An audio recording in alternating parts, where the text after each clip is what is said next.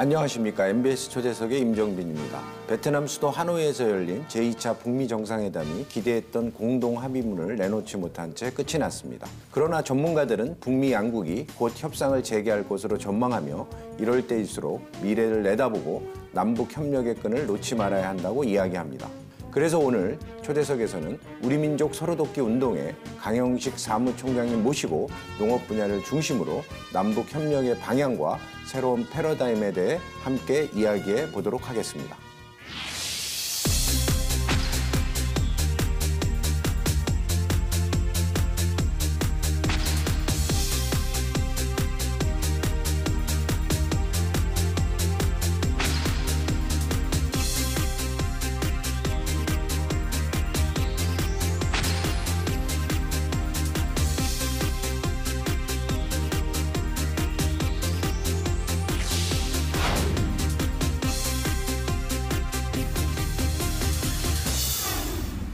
오늘 스튜디오에는 우리민족 서로돕기 운동의 강영식 사무총장님 나와주셨습니다. 총장님 오늘 나와주셔서 감사합니다. 네, 초대해 주셔서 감사합니다. 예, 아시다시피 지난 2월 말에 베트남의 수도인 하노이에서 열린 제2차 북미 정상회담이 합의 없이 종료되어서 하여튼 우리 모든 국민들이 아쉬움이 큰 것 같습니다. 이번 회담을 어떻게 지켜보셨고 또 결과에 대해서는 어떻게 생각하고 계신지 좀 말씀해 주시면 좋겠습니다. 아마 많은 분들이 같은 생각을 아마 하실 겁니다. 그리고 작년에 남북 간에 3차례 정상회담이 있었고 그중에 많은 합의들이 있었죠. 그래서 우리 많은 국민들이 이제 남북 간에 평화가 오고 좀 교류와 왕래가 자유로우면 뭐 농반 진반으로 뭐 점심은 옥류관에서도 먹고 또 아이들 수양여행을 개성이나 그런 가서 보내고 또 경제협력을 통해서 또 새로운 블루오션을 창출한다라는 그런 기대들이 많았는데 사실 뭐 아쉽게도 이 남북 관계 진전의 사실 가장 핵심이 사실 북미 관계 개선과도 관계가 있습니다. 그런 점에서 이번 하노이 회담에서 핵 비핵화 문제가 풀리면서 좀 북미 관계가 정상화되면 남북 관계도 속도를 가할 수 있지 않게 생각했는데 뭐 거의 결렬이라 표현이 맞죠. 결렬이 되면서 남북 관계도 다소 더디지 않을까라는 그런 우려 때문에 사실 뭐 마음이 편치는 못하는 그런 상황입니다. 하여튼 이번 그 북미 정상회담을 통해서 이 남북의 어떤 평화 체제가 좀 빠르게 정착되리라고 기대했던 것이 얼마나 어려운 일인가를 뭐 그 단적으로 보여주고 있는데요. 하여튼 이런 시기일수록 우리 한반도의 평화와 번영을 위해서는 남북 협력의 끈을 그렇지만 놓지 말아야 된다는 목소리도 커지고 있는 것 같습니다. 특히 큰 틀에서 이 농업 협력의 중요성이 더욱 주목을 받고 있는데요. 그 이유는 무엇일까요? 그 유엔 기구, 소위 북한 팀이라고 그럽니다. 그러니까 유엔 기구 중에서 북한에 상주하는 팀이 13개 기구가 있죠. 아시다시피 WFP나 WHO, 유니세프 등이 있는데 발표한 내용에 의하면 여전히 북한 주민들의 45%, 그러니까 1,100만 명이 식량을 제대로 공급받고 있지 못하는 거죠. 근데 반면에 우리나라는 어떻습니까? 정확히 보면 200만 톤 이상의 쌀이 창고에 넘쳐나고 있지 않습니까? 이게 불균형이죠. 한쪽은 북한에서 태어났다는 이유만으로 굶고 배고픔에도 잠을 자고 있고 또 한쪽은 한국에 태어났다는 이유만으로 다이어트를 걱정하고 쌀 재고 비용을 걱정하는 소위 말하는 이런 불균형 상태 속에서 평화와 번영을 얘기하는 건 저는 난센스라고 봅니다. 저는 그런 의미에서 가장 중요한 게 삶의 질이 같아야 되겠죠. 그럼 가장 중요한 소위 식량 안보, 먹을거리의 문제가 남북한 주민들이 공통된다면 저는 한반도의 평화와 번영의 가장 큰 전제는 북한 주민의 식량 안보의 위기를 해소시키는 것이다. 저는 그런 의미에서 당연히 농업협력 사업이 남북 간의 가장 중요한 협력 사업의 1번이 돼야 된다라는 저는 그런 생각을 가지고 있습니다. 그러시군요. 사실 먹거리와 관련된 문제가 거의 동등한 수준 혹은 동질성을 회복하는 게 가장 기초적인 어떤 남북 협력을 위한 그 어떤 평화의 첩경이기 때문에 우선적으로 농업 협력이 중요하다. 삶의 질의 격차가 같아야죠. 같은 꿈을 꾸는 거죠. 격차가 현격히 차이가 나는데 평화와 번영에 대한 같은 미래를 꿈꾸진 않을 거다라는 그런 생각을 갖고 있습니다. 네. 그리고 우리가 남북 협력 사업을 진행할 때 특히 이제 경제 협력의 경우에는 이제 북한의 입장에서 또 북한의 어떤 특수성이나 본인들이 갖고 있는 산업 형태나 시장 여건 이런 것들을 고려해야 이 실패의 위험성을 줄인다는 목소리가 큽니다. 예컨대 저희가 이제 농업 쪽에서도 양수기를 공급해주면 가뭄이나 이런 걸 해소하기 위해서 북한의 농업 생산성을 높이기 위해서. 근데 이제 에너지나 또 이 전력 문제 이런 것들이 해결이 안 되면 무용지물이라고 그러더라고요. 그래서 이런 것도 대표적인 예인데, 그래서 우리 남북 농업 협력을 할 때는 우선은 1차 산업, 또 농업을 비롯한 이런 산업들을 중심으로 북한의 인력과 자원, 또 남한의 우리 남측의 자본과 기술이 이렇게 결합되는 형태가 되지 않을까 생각이 되는데요. 이에 대해서는 어떤 것이 가장 성공 가능성이 높을까요? 전 기본적으로 그 맞다고 봅니다. 우선 중요한 것은 우리 한국은 소위 농업혁명을 성공한 나라라고 보통 전문가들은 말씀을 하고요. 근데 한국은 5% 미만의 농업 인구로서 나름대로 소위 말하는 먹을거리의 문제를 정도로 해결하는 그 상황인데, 북한은 30%좀 넘는 인원이 농업 인구입니다. 그러니까 농업 문제, 새로운 농업혁명이겠죠. 농업 부분의 개혁 없이는 소위 말하는 노동력을 조달하거나 산업혁명을 이루기 어려운 상황이기 때문에 저는 1차적으로 북한의 농업 구조 개혁을 통해서 질 좋은 노동력을 확보하고 또 기본적인 먹을거리를 좀 자체적으로 충당해 나가야만 기본적인 경제 발전을 이룰 수 있는 토대를 만들 것이다. 그런 의미에서도 전 북한의 현재 가장 올인하고 있는 경제 가발의 핵심적인 분야 하나도 바로 농업혁명이다. 또 북한은 그걸 잘 알고 있다. 다만 몰라도 못하는 건 아니겠죠. 농업혁명에 필요한 여러 가지 기술과 자재, 협력이 필요한데 저는 그것을 가장 잘 해줄 나라는 우리 남한이기 때문에요. 남북한의 농업협력은 곧 북한의 경제 발전과 한반도 경제 발전에 바로 이어진 지름길이다라고 생각해도 무리는 아니다라고 봅니다. 이제 한국의 70년대 녹색혁명, 또 80년대 백색혁명이라 그러죠. 이 그린하우스 온실 같은 이런 것들을 통해서 남측의 농업 생산성이 굉장히 높아졌거든요. 네네네. 그래서 북측도 그러한 우리의 경험을 이렇게 전수만 잘한다면 아마 굉장히 그 농업 생산성 증대에도 굉장히 우리 남측의 기술이나 뭐 이런 재배 방식 이런 것들이 굉장히 도움이 될 것 같습니다. 그래서 앞에 말한 그 유엔의 보고서도 북한에 대한 단순한 식량 지원이 핵심이 아니고 북한의 농업 생산성을 증산시키기 위한 기술적인 지원이 가장 필요한 지원이다라고 밝히고 있습니다. 그리고 이 남북 교류 협력과 관련해서 지방자치단체들도 굉장히 활발하게 움직이는 것 같습니다. 그래서 뭐 어떤 부서도 신설을 한다든지 또 남북 교류를 위한 뭐 전담 인력도 배치한다든지 이렇게 해서 통계적으로 보니까 지난 10월 기준으로 48개의 기초자치단체도 이런 것들을 만들었다고 하더라고요.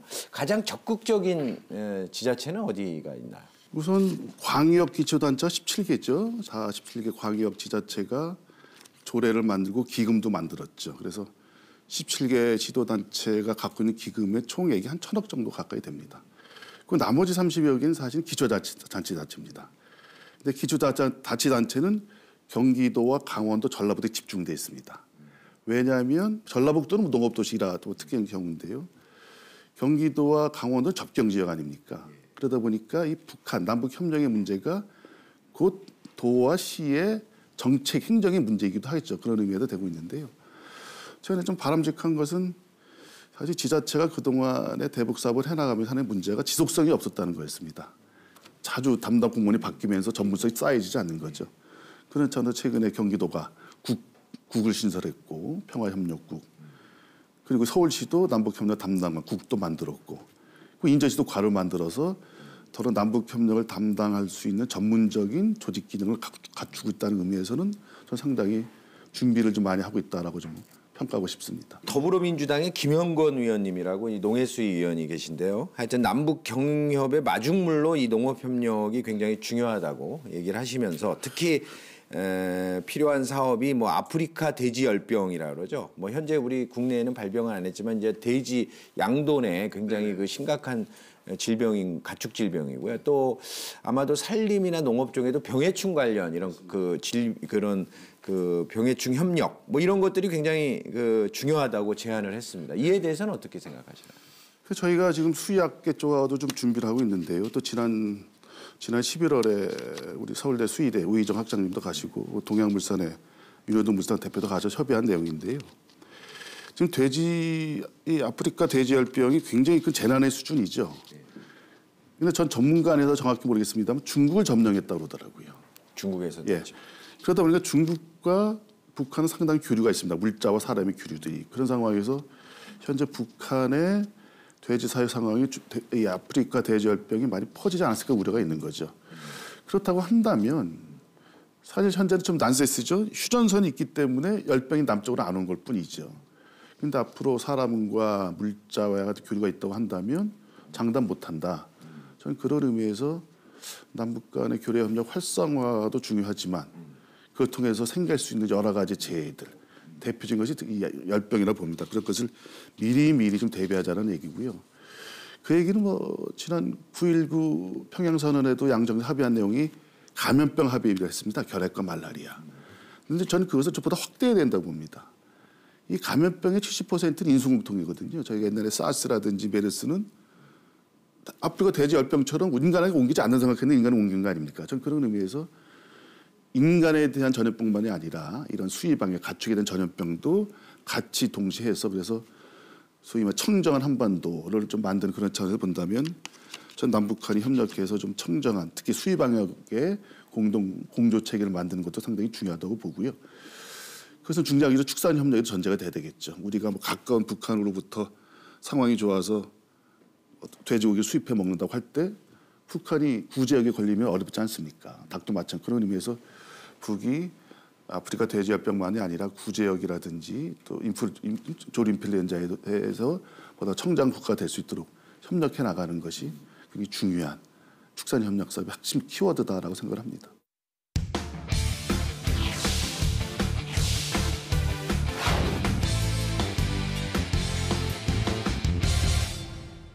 남북농업협력과 교류의 역사를 살펴보면 95년도에 쌀 15만 톤 지원으로 물가를 튼 이후에 또 총장님이 지금 몸담고 계신 우리민족 서로돕기 운동 같은 이제 민간단체들이 90년대 말부터 아주 인도적 지원 사업으로 활발히 좀 진행한 것 같은데요.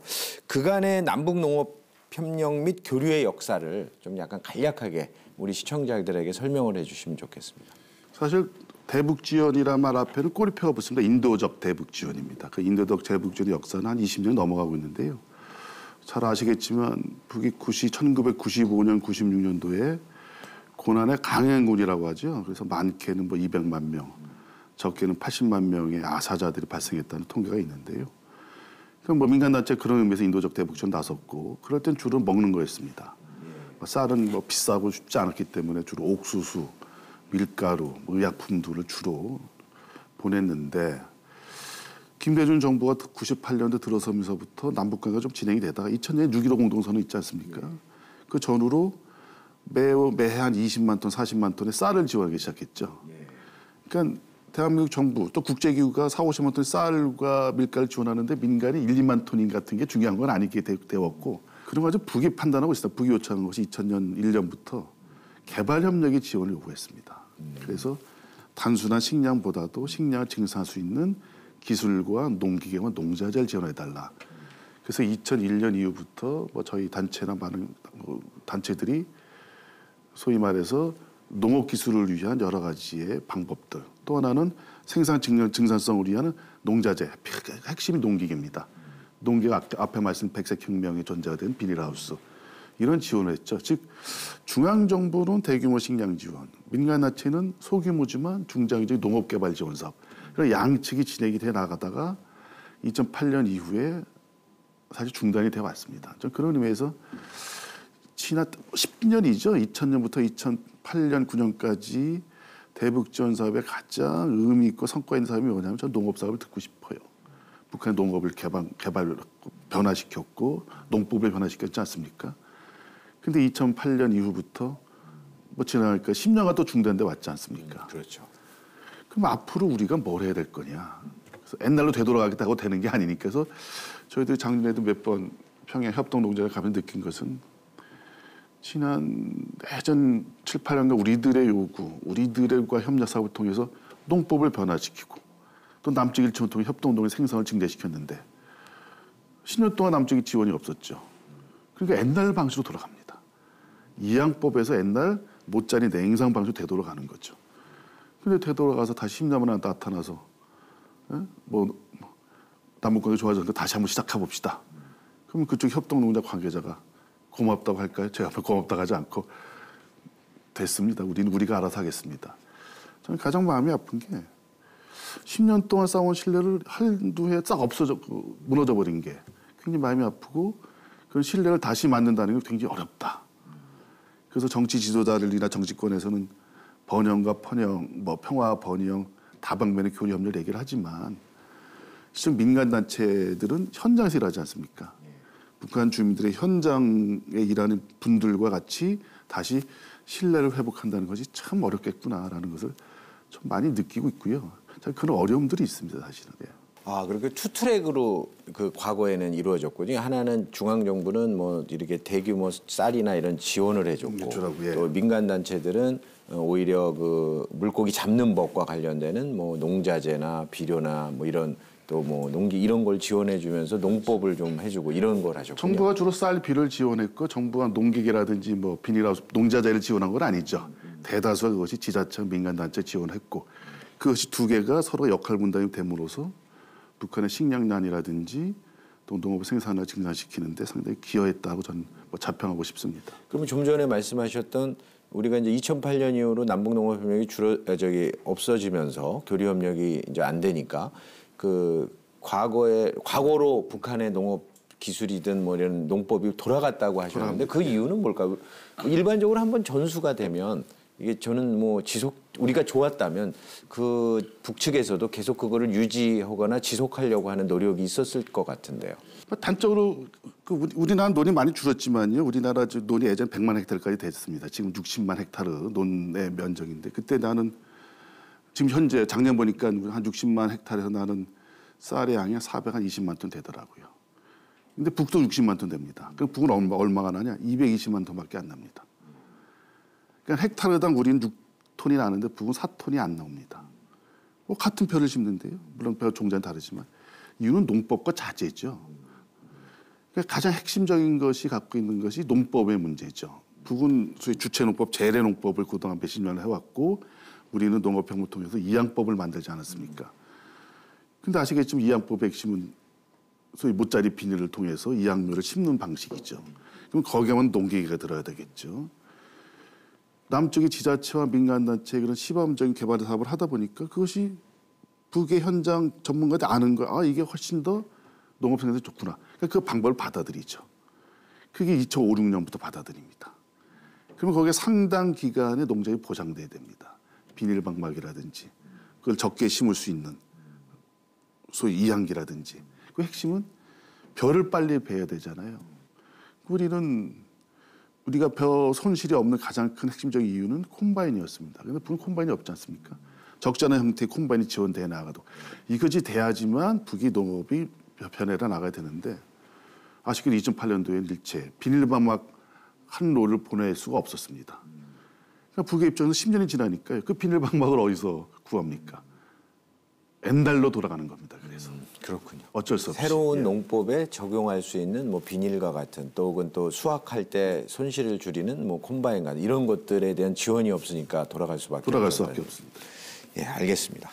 그다음에 우리 남북 교류 협력하면 좀 전에도 말씀하셨지만 이제 쌀이 상징이 됩니다. 그래서 DJ 정부나 노무현 정부 때도 저희가 아까 말씀한 20만 톤에서 매년 한 40만 톤까지 대북 지원을 해서 사실 뭐 국내도 좋았습니다. 그러다 보니까 쌀값도 안정이 되고 우리 남측에도요.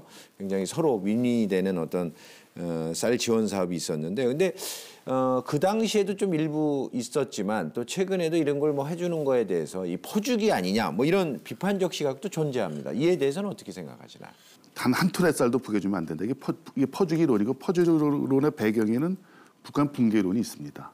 이게 와이스 정부 들어서부터거든요.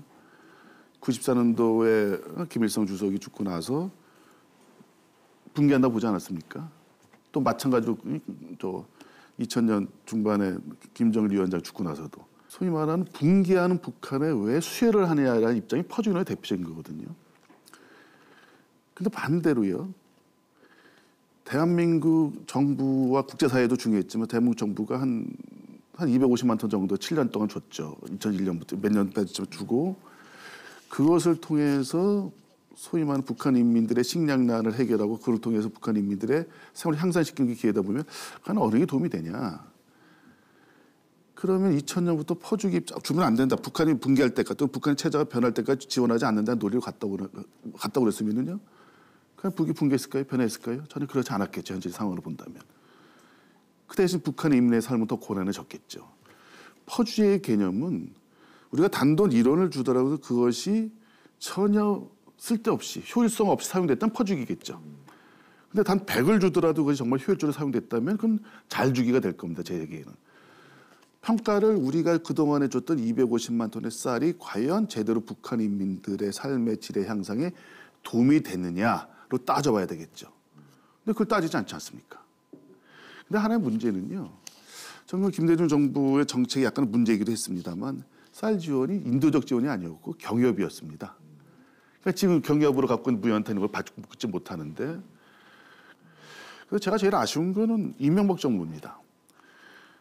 퍼주기를 주창하면서 대북 지원을 싸그리 뭉갠 것이 사실 이명박 대통령이었거든요. 그래서 전 한편 기당했어요. 그러면 이명박 대통령 잘 줄 줄 알았습니다. 지난 진보 정권은 퍼줬다면 난 잘 주겠다. 같은 쌀을 100만 톤, 200만 톤 주더라도 투명하게 주겠다. 국민적인 공감대에 주겠다. 그렇게 하면 되잖아요. 근데 안 했지 않습니까?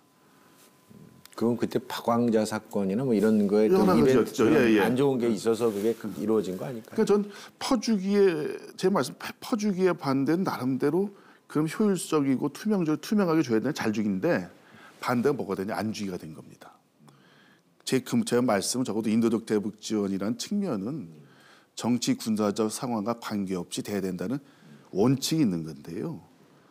물론 지금도 민간도 마찬가지지만 저는 그런 점에서 김대중 정부는 적어도 정부 차원의 인도적 지원을 정치적 상황과 구분해서 지원했다고 봅니다. 다만 노무현 정부는 약간 정치적으로 지원을 했죠. 이산가족 상봉 갈 때 쌀 얼마. 그렇지 않습니까? 남북 고위급에다 쌀 얼마. 그러니까 그 쌀의 투명성을 주장할 권리가 없는 거죠. 이산가족 상봉하면 주면 되는 거니까. 그리고 이명박 정부는 이산가족 상봉할래? 그럼 주겠다. 먼저 주냐 나중에 주냐의 문제였습니다. 저는 그런 의미에서 앞으로 대한민국 정부의 직접적인 대북 지원이 이제 국민적인 논쟁거리가 될 겁니다. 지금 있는 쌀 200만 톤 북에 지원해야 말아야 되냐에 대한 논쟁이 될 텐데요. 그럴 때 가장 큰 원칙은 인도 지원의 원칙, 인도주의 원칙이다. 투명성과 국민적 공감이 되면 지원이 원칙이지 이것이 정치적인 잣대로 원칙이 휘둘려서는 안 된다라는 그런 인도주의 정신을 다시 회복할 때다라고 생각하고 있습니다. 하여튼 2008년 이후로 우리 남북 간의 그 전면적으로 이 경제 협력이 아주 중단이 됐고요. 그래서 10여 년이 지금 거의 다 되고 있는데요. 아무튼 우리 정치권뿐만 아니라 우리 농민단체에서도 이런 새로운 남북 관계가 이제 앞으로 이제 평화 무드로 지금 가는 분위기는 맞지 않습니까? 네네, 그렇습니다. 그래서 여기서 하여튼 이 농업 부분이 선제적으로 이 마중물의 역할 또 어떤 좋은 어떤 뭐랄까 주춧돌이 되는 역할을 해야 된다는 데는 공감대가 좀 형성된 것 같습니다. 네, 그렇습니다. 예, 그래서 지난달에도 전국 농민의 총연맹 전농이라 그러죠. 그래서 이제 이런 농민단체 관계자들이 북한을 방문해서 공동 행사도 하고 또 통일 트랙터 보내기 사업 이런 논의를 했다고 하던데요. 우리 일반 국민들에겐 좀 생소할 것 같은데 이 통일 트랙터 보내기 사업에 대해서 좀 소개해 주시죠. 북한의 농업 생산성의 가장 큰 약점은 대부분의 그 소위 농업 동력을 축력과 인력으로 한다는 겁니다. 근데 우리나라는 대부분 농기계로 하죠. 여러 가지 측면이 있는데 농기계의 핵심은 사실 트랙터입니다. 근데 재밌는 걸 말씀드리면요.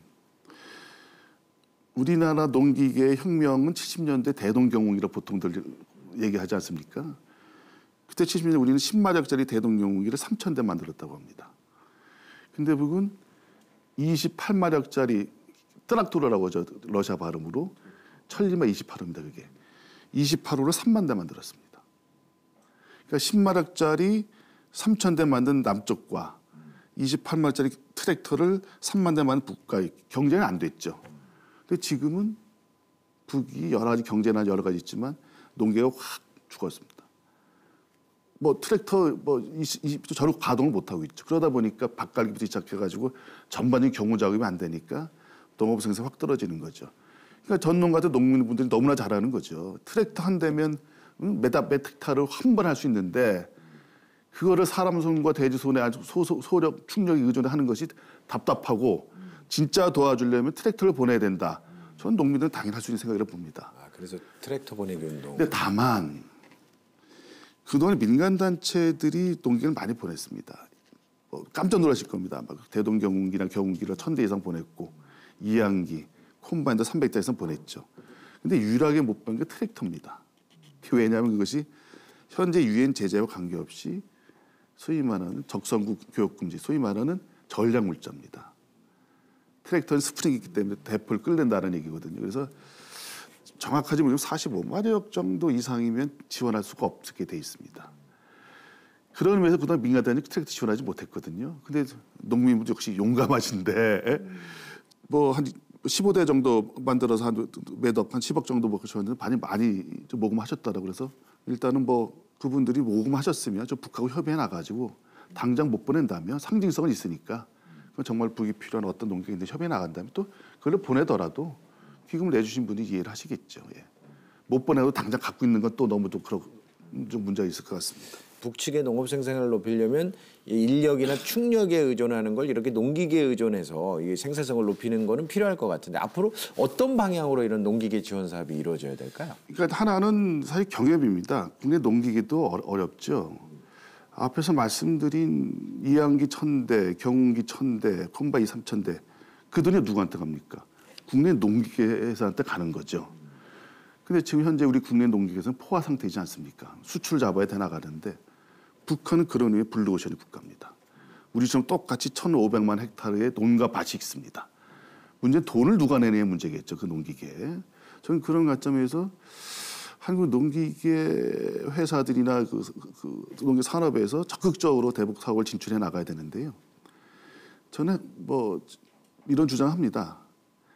북한 협동농장이 4대 정도의 콤바인이 있다면 북한은 1년에 40만 톤 이상의 쌀을 증산할 수 있다고 저는 주장을 합니다.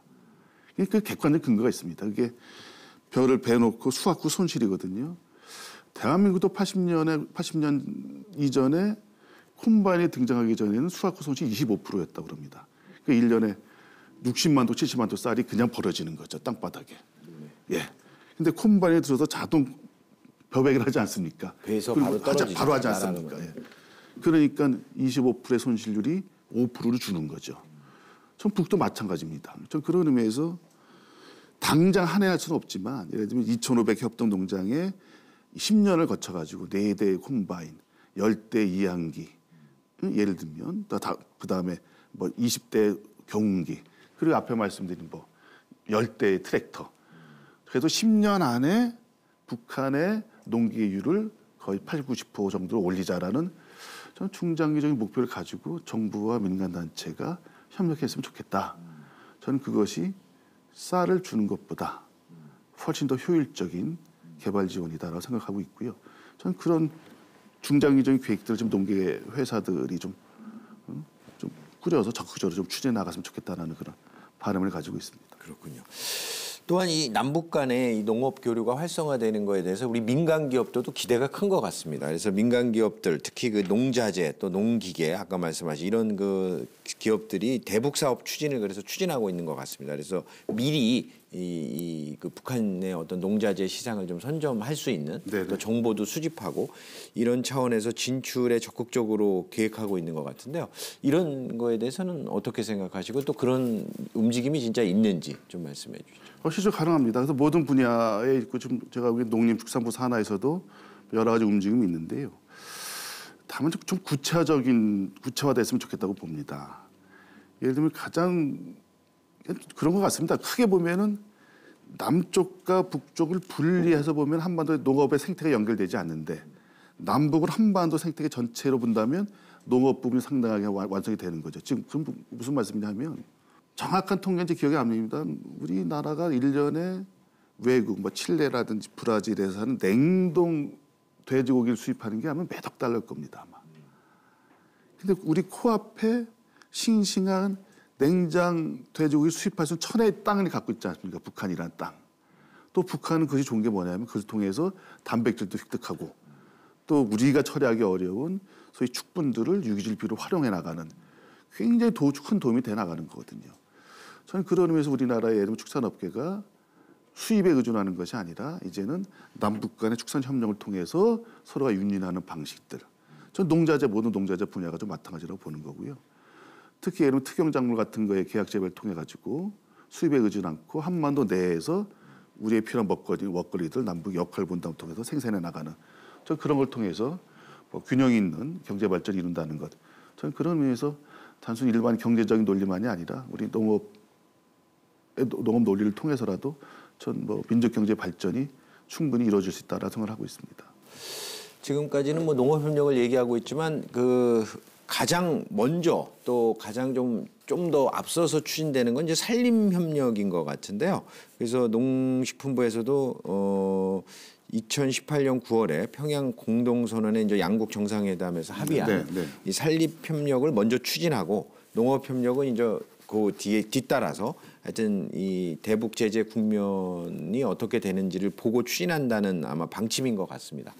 그래서 여러 분야 중에서 이 산림협력이 가장 먼저 거론되고 또 구체화되는 그 근본적인 이유는 무엇일까요? 우선 서로가 호혜적인 사업의 대표적인 겁니다. 우리 한국은 산림 복원에 성공한 나라이고요. 또 북한은 산림 황파 때문에 근본적인 아까 말씀드린 농업 위기 여러 가지의 자연재해 위기에 처해 있습니다. 따라서 남북이 산림 협력을 같이 해 나간다는 것은 한반도 생태계를 복원할 일뿐만 아니라 우리도 좋고 북도 좋습니다. 단적으로 요즘 문제가 되는 미세먼지만 해도 북한발도 있거든요. 또 중국을 거쳐 나가는 그런 또 탄소 배출권의 문제라든지 했을 때 산림 분야의 남북 협력을 통해서 좀 한반도의 건강한 한반도의 생태를 만드는 작업은 상당히 중요할 것 같은데요. 근데 이게 쉽지 않은 일입니다. 사실은 북한의 소위 전체 면적, 산림 면적의 30%라고 보통 통계를 잡죠. 그럼 전국 토의 면적이 20%가 황폐화된 버려진 땅이 되는데 그럼 그것을 살리는 주체는 누구냐? 전 당연히 북한이 되라고 봅니다. 그래서 지금같이 하나의 저희들은 약간 착각이 있는 것 같아요. 우리가 키운 좋은 종자를 북에다가 지원하면 되는 걸로 착각을 하고 있는 것 같은데 산림 황폐의 근본 원인은 사실은 먹을거리 문제죠. 예?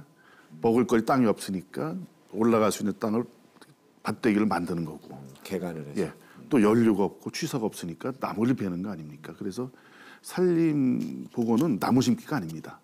단순 나무 심기가 아니라 그 지역의 인민들, 주민들의 취사 연료 문제, 식량 문제를 동시에 해결하는 지역 종합개발처럼 접근해야지 성공하는 거고 단순하게 산림청 주관하에 나무만 보내도 되는 문제는 아니다라는 점을 특별히 저는 강조하고 싶습니다. 총장이 말씀하신 대로 이제 식량난 해결, 연료난 해결 이걸과 같이 종합적인 플랜하에서 지원이 이루어져야 산림 복원도 산림 협력도 성공을 할 수 있다는 얘기시겠네요. 지금과 같은 방식 한번 그 산림 병력증 문자 보내지 않습니까? 또 한 번 가려면 초청장 받고 한 달 걸려서 또 양묘장을 가고 또 하면서 해서 개성에서 만나고 어느 세월에 300만 헥타르의 그 민둥산을 하게 이런 방식은 안 됐기 때문에 저는 이게 남북 협상 방식으로 돼서는 안 됩니다. 공동으로 예를 들면 그린 코리아처럼 한반도 예를 들면 산림 녹화 기구처럼 공동한 기구를 만들어야 됩니다. 그래서 남쪽의 인원이 공동으로 같은 기구에 소속해서 상주에 나가야 됩니다. 바로바로 할 수 있도록. 그리고 나서 10년 후에 앞으로 그럼 북한의 예를 들면 산림 황폐율을 30%에서 5% 줄인다라는 장기적인 목표를 갖고 있어야 되겠죠. 저는 그러면서 산림 복원이 정말 한반도 생태계에 중요한 문제라고 한다면 거기에 걸맞는 추진 기구를 만들어야 되는데 현재와 같이 뭐 단순히 뭐 한반도 숲가꾸기 운동처럼 국민 캠페인 조직은 안 된다. 저는 그런 점에서 실질적인 북한의 산림 복원을 위해서는 남북 공동의 협력 기구를 반드시 만들어 나가야 된다라고 그렇게 생각하고 있습니다. 그리고 제가 알기로 강 총장께서는 그 우리 북한 산림 복원을 지원하는 결의숲이라는 그 단체의 운영위원장도 맡고 계신다고 들었는데요. 거기서는 주로 그럼 어떤 일을 하시나요? 저희가 2000년 초에는 개별 단체들이 양묘장 한두 개를 지원을 해왔죠. 근데 북에서 먼저 얘기를 하는 거죠. 이 산림 녹화 사업은 한두 단체 할 수 있는 문제가 아니라 종합전환수 문제이기 때문에 연대 기구를 만들어 달라. 그래서 현재는 14개 단체가 연합해서 만든 것이 결의숲입니다. 그래서 2008년까지만 해도 한 10개 양묘장 정도를 각 단체가 나눠서 정부랑 협력해서 지원을 해왔죠. 그럼 이제 우리 이게 지금까지 하여튼 뭐 2008년부터는 좀 중단됐다고는 하지만 이런 산림보건 지원 사업을 과거에 많이 해오셨으니까 그럼 북한 관계자들 특히 주민들의 반응은 어떻습니까? 제가 10년 전에 한 양매장 준곡식에 가가지고 할 때 그 관계자 그러더라고요. 나무를 가꾸는 것은 우리 세대 일이 아니다. 우리 후손들에게 우리 그 조국을 물려주는 길이다. 그것이 애국이다. 따라서 산림보건 사업을 지원하는 우리 남쪽 분들이 애국자다라는 그런 말들을 하시는 거거든요. 그 북도 산림보건에 대한 굉장히 의지가 있습니다. 또 하고 싶은 열의가 갖고 있지 않습니다. 근데 뭐 앞에서 말씀드렸듯이 조건이 따라 나가야 되지 않습니까? 전 그런 의미에서 북한이 모처럼 북한 산림보건 10개년 계획을 세워놨거든요. 그 북한의 산림보건의 주체는 북한 당국이죠. 예. 그런 좀 북한 당국의 산림보건 정책이 잘 성공할 수 있도록 우리의 그동안의 노하우도 알려주고 필요한 물적 지원을 해주는 전 그런 협력들이 좀 원활하게 됐으면 좋겠다라는 생각을 갖고 있습니다. 북한은 아까도 말씀하신 것 같은데 식량이 모자라다 보니까 그 개간도 했고 또 요새는 또 그걸 뭐라 그러나요? 그 임농복합이라나요? 뭐 이런 얘기들을 하더라고요. 네네. 그래서 산에다가 뭐 과일 유실수도 이런 거를 많이 얘기하나 본데요. 그러면 단기적으로는 그래도 어떤 식의 산림과 농업 협력이 이렇게 뭐 결합되거나 또 같이 이루어지거나 별도로 이런 게 추진돼야 될까요? 근데 북한 당국도 사실 이게 사실 독일식이거든요. 요식인데 임농 복합경이 뭐냐면 나무를 심고 여기다 예를 들면 감자 심고 그래서 나무도 심고 소위 말하는 농선도 하고 중작을 그렇게 해나가자는 건데요. 그것이 북한 당국과도 고민인 거죠. 당장 다 밭대기가 없을 수 없으면 떼약봐서 업대기가 없을 수 없으니까요. 그리고 우리 전문가들도 임농 복합경 중요하다고 하는데요. 저는 사실은 전문가는 아니지만 반대합니다.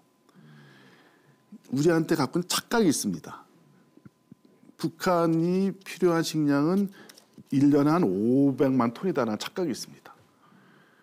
그러니까 북한 스스로 450만 톤 만들지 않습니까? 잘해서 50만 톤만 정도면 북한이 작업 자속할 수 있는 이 착각이 있는 거죠. 그 기준이 뭐냐면요. 95, 6년도 기준입니다. 소위 기아할 때 적어도 이 정도만 있으면 먹고 죽지 않는다라는 국제기구가 1인당 400g이잖아요. 라면 하나잖아요. 그거 먹으면 굶어 죽지 않는 겁니다. 20년 전에 그 기준을 아직도 북한 동포들에게 적용하는 겁니다. 이건 북한 주민들의 인권 모독이라고 봅니다. 적어도 베트남 주민들 1년에 700g, 800g이 기본이거든요. 하루에. 그게 인권이거든요. 그렇게 베트남식으로 참여하는 북은요. 700만 톤 이상의 식량이 필요하죠. 근데 현재 북한의 식량 구조는 불가능한 겁니다. 저는 북한의 식량 작업은 불가능하다고 봅니다. 우리도 불가능하듯이 어떻게 되느냐? 돈 벌어서 사야죠.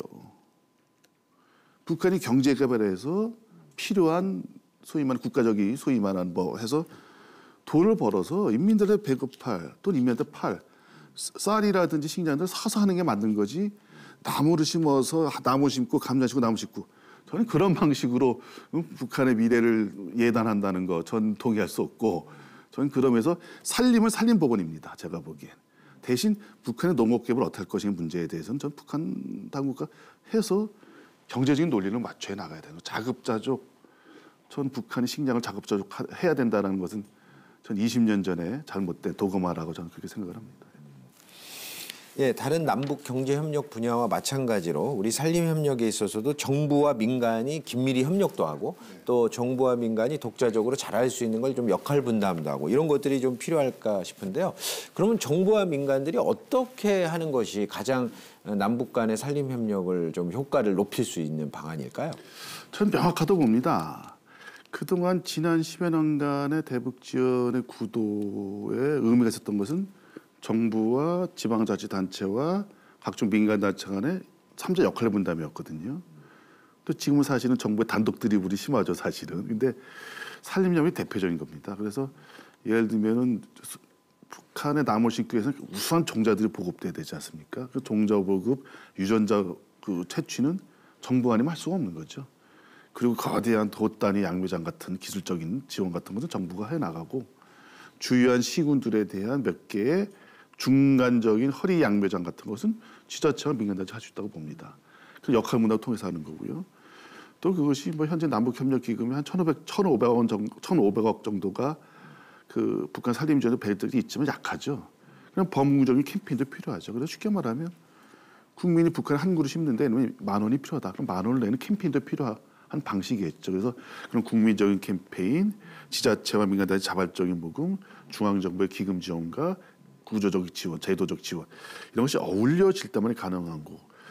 그런데 앞에서 저는 남북 간의 협력기구를 말씀드렸지 않습니까? 그걸 위한 우리 내부적인 조직도 필요합니다. 그러면 북한은 10년간 앞으로 북한의 협력, 산림 협력을 위해서 우리의 구조는 어떻게 돼 있나? 없죠. 산림청 내에 공무원들로 된 산림협력단만이 있습니다. 저는 그걸 한 달 끌어올려서요. 국무총리 산하에서 지속가능 발전위원회가 있지 않습니까? 녹색성장위원회 같이 해서 전 남북 산림협력위원회를 대통령 소속이나 국무총리 소속으로 해서 정부 전문가 민간단체 학계 다양한 의견들을 모아야 된다고 봅니다. 그래야 이거 잘못 나가지 않습니다.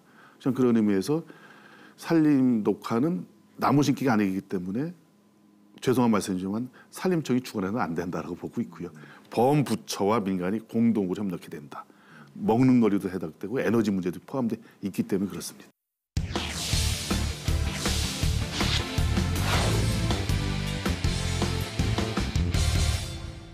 예, 그럼 다음은 우리가 이제 남북 협력과 이제 대북 지원과 관련돼서 우리가 어떻게 패러다임을 전환할 거에 대해서 한번 얘기를 나눠보도록 하겠습니다. 특히 우리 강 사무총장님께서는 하여튼 96년에 발족한 우리 민족 서로돕기 운동의 창립 멤버로서 하여튼 대북 지원 사업의 한 산 증인으로 저희가 일반적으로 알려져 있고요. 그래서 최근에 근데 특히 토론회 등에서 말씀하신 걸 보니까 인도적인 대북 지원 사업에서 벗어나서 이제는 좀 더 그 궁극적으로 북한의 어떤 그 삶의 질을 높일 수 있는, 이게 아마 제가 볼 때는 물고기를 주는 방식에서 물고기 잡는 방식으로 지원의 전환이 필요하다, 이런 말씀이신 것 같은데 좀 더 총장님의 어떤 생각을 좀 말씀해 주시죠. 단도직입적으로 말씀드린 그런 거였죠. 우리 뭐 저와 같은 인도 지원 활동했던 사람들이 가장 편하게 했던 말이 북한 정권은 싫지만 그래도 불쌍한 북한 동포 도와야 되지 않겠냐는 얘기입니다. 그렇지 않습니까? 그래야지 이제 기금도 모아지는 거죠. 그리고 또 대북 지원을 반대하는 보수들의 칼날도 피하는 뭐 그런 건데요. 근데 작년에 4.27 판문점 선언, 특히 9.19 문 대통령이 15만 평일심을 얘기했지 않습니까? 이제는 같은 미래 나가자. 그 지난해 평양을 가서 건배 제의를 하면 평화와 번영입니다. 민족의 화해와 단합이 아니고요. 이제는 같이 평화와 번영으로 해서 공동 발전하는 거지 않습니까? 당국 간의 프레임은 그렇게 갑니다. 또 그거 저는 맞는 방향으로 보고요. 그런데 언제까지 인도적 지원이 북한 정권과 관계없이 불쌍한 동포를 돕자. 이 두 가지 프레임이 있습니다. 북한 정권이 변하지 않으면 한 톨의 쌀도 주지 말아야 된다는 아까 말씀드린 퍼주기의 논리가 있고요. 또 하나는 퍼주면 어떠냐, 같은 동포냐. 동포 아닌데, 동포인데. 뭐 이런 게 있습니다. 동포의 논리가 있는 거죠. 양극의 논리가 있는 거죠. 저는 이것은 감성적인 논리죠. 중요한 것은 평화 번영을 위한 기본 조건이 뭐냐면 저는 북한이 잘 살게 만드는 겁니다. 저도 북한 인민들의 삶의 질을 남쪽 국민들의 수준과 비슷하게 만들어 나가는 일입니다. 저는 그것이 평화의 전제거든요. 아까 산림도 말씀드렸고 그 식량도 말씀드렸지만요.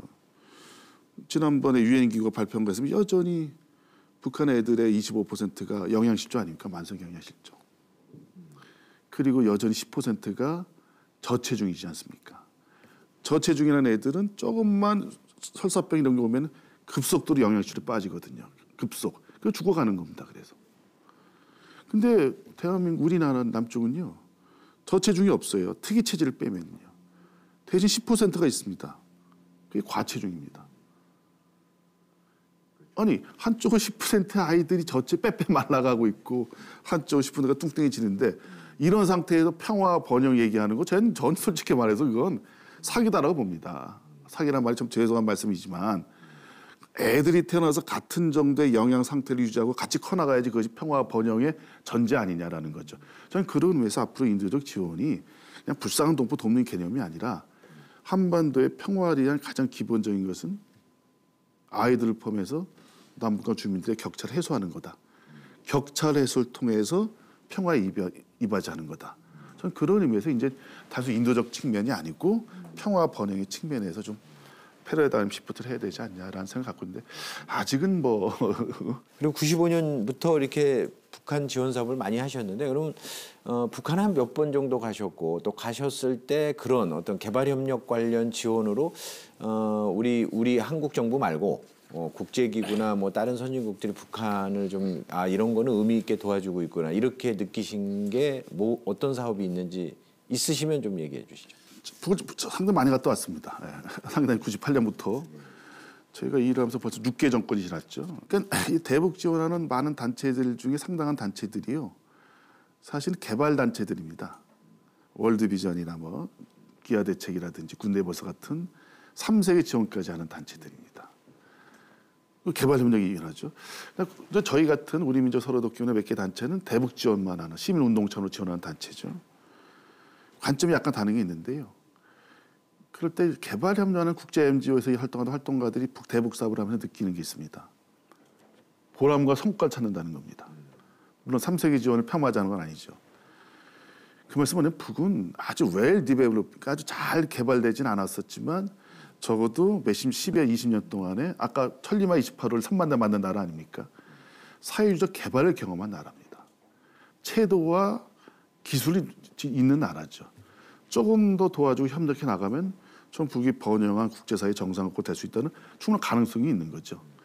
근데 그런 과정에서 정치적인 문제, 여러 가지 군사적인 문제로 안 되는 것에 답답함을 많이 느끼는 민간인인데 예를 들면 뭐 제가 22년째고 많은 단체들이 20년째 하고 있는데요.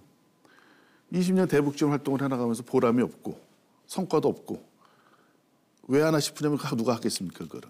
근데 많은 단체들과 많은 대북 지원 활동가들이 이 일을 하는 이유는 나름대로 다 성과가 있었겠죠. 저는 그 성과의 대표적인 것이 사실 좀 역설적입니다만 인도 지원 단체가 성공했냐의 원칙은 그럼 인도적으로 북한에 도움이 됐냐를 판단해야 됩니다. 근데 앞에 말씀드렸듯이 아직도 북은 20년이 지났지만 애들의 25%가 영양실조잖아요. 그 인도 지원으로서는 성공하지 못했지 않습니까? 저는 그런 의미에서 많은 대북 지원 단체들이 반성을 해야 되죠. 우리들의 대북 지원이 과연 효율적이었고 성공적이었냐. 근데 그 반대는요. 제가 처음에 북한에 들어간 98년부터는요. 굉장히 적대적이었습니다. 그런데 대북 지원을 해나가는 많은 단체들이 현장에 들어가면서 갖고 있던 적대감이란 거 없고 오히려 신뢰가 쌓인 거죠. 저는 그런 의미에서 대북 지원 운동이 인도 지원 운동으로서는 그렇게 많은 점수는 못 받지만 소위 60, 70년의 냉전의 고를 극복하고 민족 화해 운동으로서는 성공한 운동이었다. 저는 그런 의미에서 아주 역설적으로 얼마나 잘해서 북한 정부들이 잘 먹고 사느냐 문제가 아니라 대북 지원하는 행위를 통해서 남북한 동포들, 주민들 간의 골이 없어지고 서로가 신뢰가 형성되고 있다는 측면에서 좀 우리 국민들이 좀 이해해 주셨으면 좋겠다라는 그런 말씀을 드리고 싶은 거죠. 새로운 남북 관계와 협력에 대해서 이제 우려와 기대를 동시에 우리 국민들이나 시청자분들도 좀 갖고 계실 것 같은데요. 뭐 우리 민족 서로돕기 운동의 어떤 사무총장님이시고 또 이렇게 대북과 관련된 사업들, 지원 사업뿐만 아니라 또 지금 최근에 주장하시는 개발 협력 관련 이런 제안하시는 입장에서 한 말씀 해주시죠. 저는 여튼간에 뭐 정치 지도자들의 결단에 의해서 뭐 새로운 시대가 열렸죠. 그래서 저는 같은 꿈을 꿔야 된다고 말씀드리고 싶습니다. 우리가 평화 시대가 왔는데 우리들 옥류 가서 냉면 먹고 수학여행 가고 뭐 백두산 트레킹하는 꿈을 꾸고 있는데 그럼 과연 북한 주민들은 같은 꿈을 꿀까? 해운대 와서 물놀이도 하고 뭐 서울대학교 와서 공부하기도 하고 그런 꿈을 꾸지 않고 그냥 보다 좀 이 고단한 삶을 벗어나서 보다 좀 약간 더 행복하게 살고 싶은 꿈을 꾸지 않겠느냐. 저는 그것이 우리 국민들이나 민간들이 앞으로 해야 될 것은 적어도 이런 새로운 평화와 번영의 시대의 핵심 키워드는 삶의 공동체를 만드는 거다. 그래서 앞에 누누이 강조해 드렸듯이 삶의 질의 격차를 회복하는 거고요. 그건 정부만으로는 안 됩니다. 저는 국민들의 소위 말해서 대북 지원 운동이 의미 있는 민족 운동이 된 이유는 지난 10년 동안에 많은 국민들이 지지해주고 참여해주신 덕분이거든요. 저는 그런 의미에서도 앞으로도 좀 새로운 남북한 상황에서도 좀 피로감을 많이 느끼시지만 하여간 민간단체 이런 평화운동, 대북신 운동에 좀 많은 힘을 좀 몰아주시기를 좀 기원을 하고 싶습니다. 예. 예, 하여튼 우리 민족 서로돕기 강용식 사무총장님과 얘기 나눠봤습니다. 하여튼 앞으로 우리 남북 간의 농림 또 산림과 관련된 협력이 활성화돼서 하여튼 좀 더 빠르게 남북 간의 화해 무드가 또 남북 간의 동질성을 회복하는 데 좀 기여했으면 좋겠습니다. 오늘 이렇게 나와주셔서 대단히 감사합니다. 네, 그래서 감사합니다. 소용돌이치는 국제정세 속에서 남북관계는 여전히 복잡하고 불안합니다. 그러나 역사의 수레바퀴는 이미 평화와 협력이라는 새로운 시대를 향해 굴러가기 시작했습니다.